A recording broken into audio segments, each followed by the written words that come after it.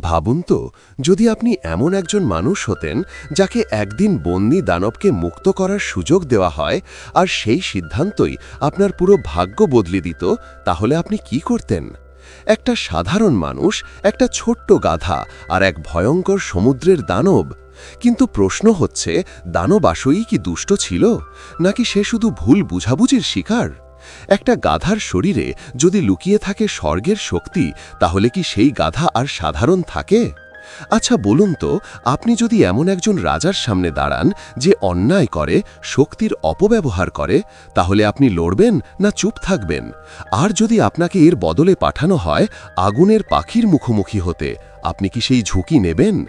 এই গল্প কোনো সাধারণ রূপকথা না, এটা সাহস, ত্যাগ, ভালোবাসা আর ন্যায়ের এক বিস্ময়কর যুদ্ধ। তাহলে বলুন, এই গল্পে আপনি কার পাশে দাঁড়াবেন? ছোট গাধার, আগুন ফিনিক্সের, নাকি বরফের রাজকন্যার?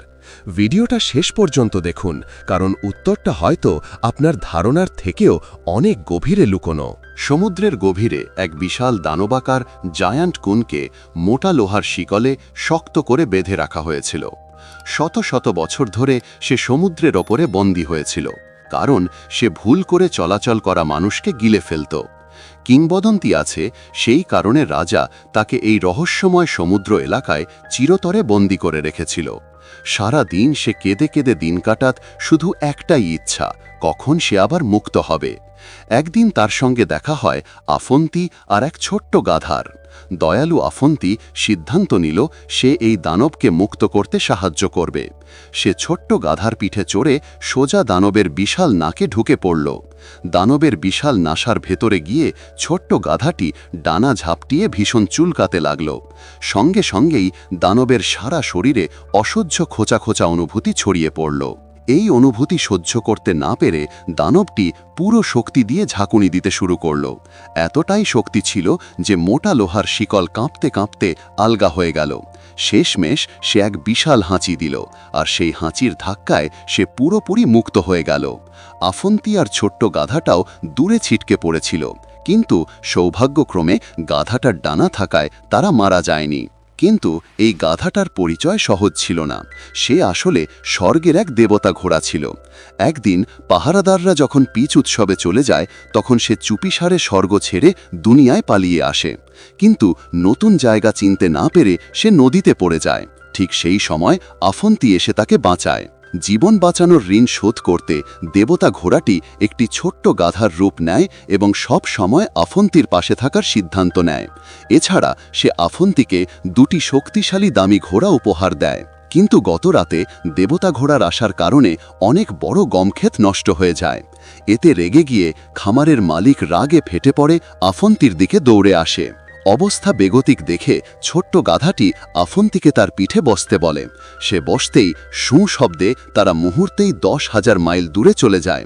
এটা কোনো সাধারণ গাধা না, যেন একেবারে স্থলভাগের দুরন্ত রকেট গাধা।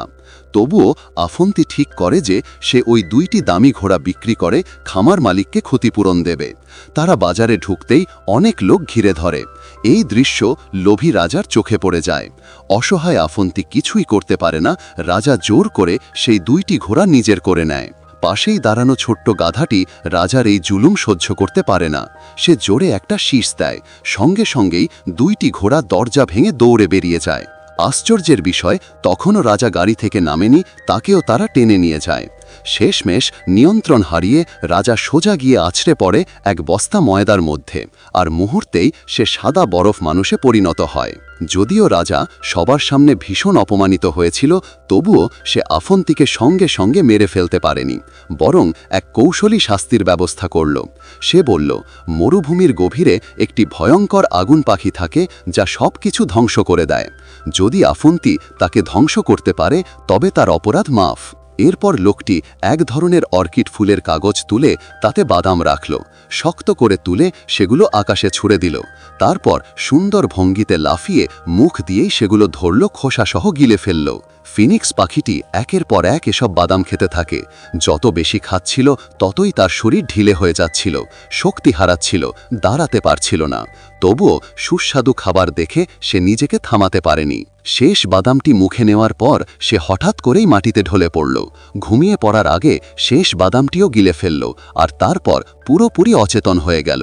ঠিক তখন এক ব্যক্তি লোহার তৈরি জাল দিয়ে 1000 বছরের পুরনো আগুন ফিনিক্সটিকে ধরে ফেলল। কিন্তু ফিনিক্সটি একটি জ্বলন্ত অশ্রু ফেলল, যা পড়েই লোকটির জুতায় বড়সড় ছিদ্র পুড়ে গেল।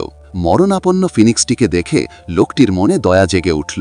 সে ভাবল এই পাখিটাকে বাঁচিয়ে দেবে, তাই সে ভারী লোহার জাল খুলে দিল, শিকলও খুলে ফেলল। মুক্তি পেয়ে ফিনিক্স পাখিটি যেন নতুন করে জন্ম নিল। কৃতজ্ঞতার চোখে সে লোকটির দিকে মাথা নুইয়ে সম্মান জানাল। এরপর সে তার 2 ডানা মেলে আকাশে উড়ে গেল। ফিনিক্স পাখি সৌভাগ্য আর শুভ লক্ষণের প্রতীক। নিজের জীবন বাঁচানোর জন্য কৃতজ্ঞ হয়ে ফিনিক্সটি সেই লোকটিকে একটি 7 রঙের পালক দিয়ে গেল, যা বিপদের সময় তাকে সাহায্য করবে। তাকে কিন্তু আফন্তি পাখিটিকে ধরে আনতে পারেনি। এতে রাজা ভীষণ রেগে গেল এবং তাকে শিরচ্ছেদের আদেশ দিল।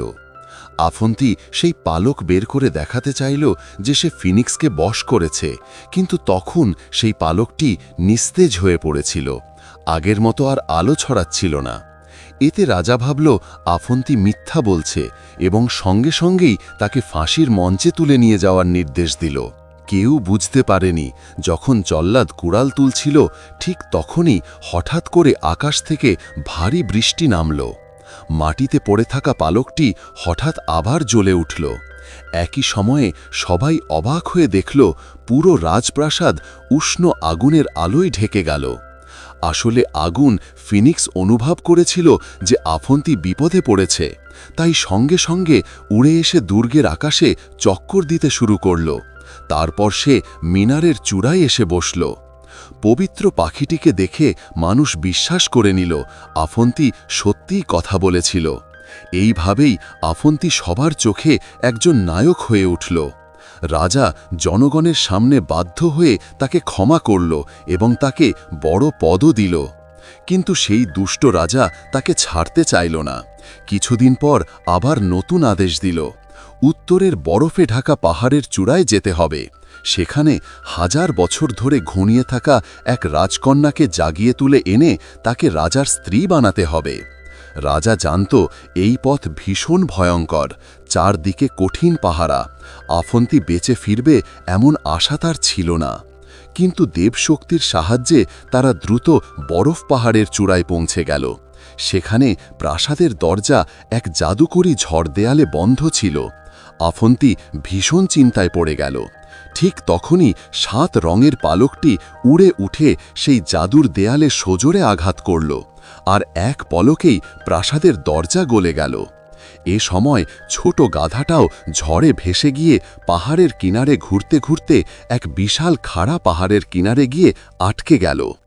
আফন্তি সাবধানে প্রাসাদের ভেতরে ঢুকল, কিন্তু দেখে অনেকগুলো একদম একই রকম ঘুমন্ত রাজকন্যা।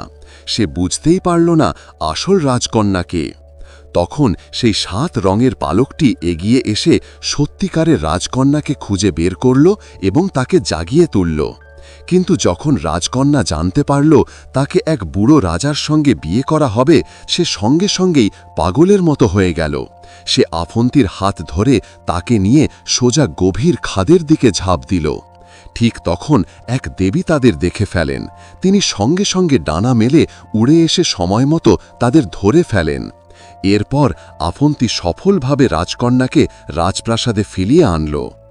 রাজা খুব খুশি হয়ে সঙ্গে সঙ্গে বিয়ের আয়োজন করতে চাইল, কিন্তু রাজকন্যা অজুহাত দিল তার দিদিমার একটি আংটি নেই, তাই সে বিয়ে করবে না। জানা গেল সেই আংটি সমুদ্রে পড়ে গিয়েছিল এবং একটি তিমি সেটিকে গিলে ফেলেছে। তৎক্ষণাৎ রাজা আদেশ দিল আফন্তিকে সেই আংটি খুঁজে আনতে হবে। তাই আফন্তি ছোট গাধার পিঠে চড়ে বিশাল সমুদ্রের ওপর উঠতে লাগল তিমির খোঁজে। কিন্তু হঠাৎ করে এক ঝাঁক সামুদ্রিক পাখির সঙ্গে ধাক্কা লেগে সে আকাশ থেকে ছিটকে পড়ে গেল এবং সোজা সমুদ্রে পড়ে গেল। বিশাল ঢেউ তাকে গিলে ফেলতে যাচ্ছিল, কিন্তু ঠিক শেষ মুহূর্তে উড়তে পারা ছোট গাধাটি তাকে তুলে নিল। ঠিক তখনই তারা সামনে এক বিশাল অদ্ভুত প্রাণী দেখতে পেল, একটি বিশাল তিমি যাকে মোটা লোহার শিকলে বন্দী করে রাখা হয়েছে। কেউ জানে না এই তিমিটি কত বছর ধরে এখানে বন্দী। তার পিঠের ওপর পর্যন্ত গজিয়ে উঠেছে ঘাস পাতা আর ছোট একটা দ্বীপের মতো। তিমিটি আফন্তিকে দেখেই ভীষণভাবে কেঁদে ফেলল। আফন্তি বুঝে গেল তিমি তার কাছে সাহায্য চাইছে। দয়ালু আফন্তি। আফন্তির মন তখন আগেই রাজকন্যার প্রেমে ডুবে গেছে। সে সিদ্ধান্ত নিল রাজকন্যার জন্য সে সব কিছু ঝুঁকির মধ্যে ফেলবে, সব কিছু বাজি রাখবে। গভীর রাত নামল। আফন্তি চুপি চুপি রাজকন্যাকে নিয়ে পালিয়ে যেতে চেয়েছিল, কিন্তু দূরে দাঁড়িয়ে থাকা এক মন্ত্রী সব কিছু দেখে ফেলেন। তারা পালানোর আগেই মন্ত্রী সৈন্য নিয়ে এসে দুজনকে ধরে ফেলে। ঘটনার শব্দ পেয়ে রাজা অস্ত্র হাতে জানালার কাছে চলে যান। দূরে ছোট গাধাটাকে দেখে কোনো কথা না বলেই সে সঙ্গে সঙ্গে গুলি চালায়। গুলিতে বিদ্ধ হয়ে ছোট গাধাটি আকাশ থেকে নিচে পড়ে যায়। আফন্তিকে বাঁচাতে রাজকন্যা রাজাকে নিজের অমরত্বের গোপন রহস্য বলে দেয়, কিন্তু ধূর্ত রাজা পুরোপুরি বিশ্বাস করে না। তখন পাশে থাকা মন্ত্রী রাজাকে এক ভয়ঙ্কর বুদ্ধি দেয়। পরের দিন রাজপ্রাসাদের সামনে সৈন্যরা 3টি বিশাল লোহার পাত্র এনে রাখে। প্রথম পাত্রে ছিল ফোটন্ত গরম পানি, দ্বিতীয় পাত্রে ছিল এমন বরফ ঠান্ডা সমুদ্রের পানি যা মানুষকে মুহূর্তেই বরফ করে দেয়। তৃতীয় পাত্রে ছিল ভয়ঙ্কর বিষাক্ত দুধ। কথা ছিল যে এই 3টি পাত্র পার হতে পারবে সে অমর হয়ে যাবে। কিন্তু যতই ধূর্ত হোক, রাজা নিজে ঝুঁকি নিতে চায়নি। সে হঠাৎ করে আফন্তিকে ধাক্কা দিয়ে প্রথম পাত্রে ফেলে দেয়, কিন্তু রাজকন্যা সঙ্গে সঙ্গে নিজের আংটিটি খুলে সেই পাত্রে ছুঁড়ে ফেলে। আর আশ্চর্যের বিষয়, আফন্তি প্রথম পরীক্ষায় বেঁচে যায়। এরপর সে পড়ে যায় দ্বিতীয় পাত্রে, বরফ শীতল পানিতে। মুহূর্তেই তার শরীর শক্ত বরফে পরিণত হয়ে যায়। ঠিক তখনই আগুন ফিনিক্সের আদিম শক্তি সেই পাত্রে ঢুকে পড়ে। আবারও আফন্তি দ্বিতীয় পরীক্ষায় বেঁচে যায়। কিন্তু যখন আপন্তি তৃতীয় বিষাক্ত পাত্রে পড়ে গেল, তখন রাজকন্যা হতবাক হয়ে গেল। সে বুঝতে পারল এইবার সে আর কিছু করতে পারবে না। সেখানে উপস্থিত সবাই ভাবল আপন্তি এখন আর বেঁচে নেই। সবাই দুঃখ প্রকাশ করে সেখান থেকে চলে যেতে লাগল। ঠিক তখনই আকাশ থেকে হঠাৎ করে একটি সাদা আলো নেমে এলো। ভালো করে তাকিয়ে দেখা গেল সেটি ছিল এক জ্বলজ্বলে ফুল, একটি আলো ঝলমলে ব্যান্ডেলিয়ন। সেটি ধীরে ধীরে বিষের পাত্রে পড়ে গেল। মুহূর্তের মধ্যেই আপন্তি আগুন ফিনিক্সের মতো নতুন করে জন্ম নিল।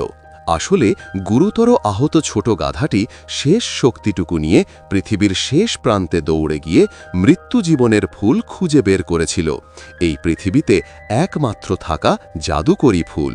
রাজা যখন দেখল আপন্তি সত্যিই অমরত্ব পেয়েছে, তখন আর কথা না বাড়িয়ে নিজেই পাত্রে ঝাঁপিয়ে পড়ল। কিন্তু সে মুহূর্তেই একটি বিশাল বুদবুদের ভেতরে আটকা পড়ে মহাশূন্যে ভেসে যেতে লাগল আর অজানা মহাবিশ্বের দিকে হারিয়ে গেল। মানুষেরা আপন্তির সাহস আর বীরত্ব দেখে খুবই মুগ্ধ হয়। সবাই তাকে নতুন রাজা হিসাবে মেনে নেয়। এরপর সে রাজকন্যার সঙ্গে সুখে শান্তিতে থাকতে শুরু করে। আজকের এই গল্পটা কি শুধু রূপকথা ছিল, নাকি এটা আমাদের নিজেদের জীবনের একটা আয়না ছিল? আপন্তির মতো সাহস কি আমাদের ভেতরেও নেই? আমরাও কি চাইলে অন্যায়ের সামনে দাঁড়াতে পারি না? একটা ছোট গাধা, একটা আগুনের পাখি আর এক ঘুমন্ত রাজকন্যা, তারা কি শুধু গল্পের চরিত্র ছিল, নাকি তারা প্রতীক ছিল বিশ্বাস, ত্যাগ আর ভালোবাসার? আপনি যদি আপন্তির জায়গায় থাকতেন, আপনি কি সত্যের পাশে দাঁড়াতেন, নাকি ভয়কে জয় করতে হেরে যেতেন? এই গল্প আমাদের শেখায় আসল শক্তি পেশিতে নয়, মনের ভেতরে থাকে।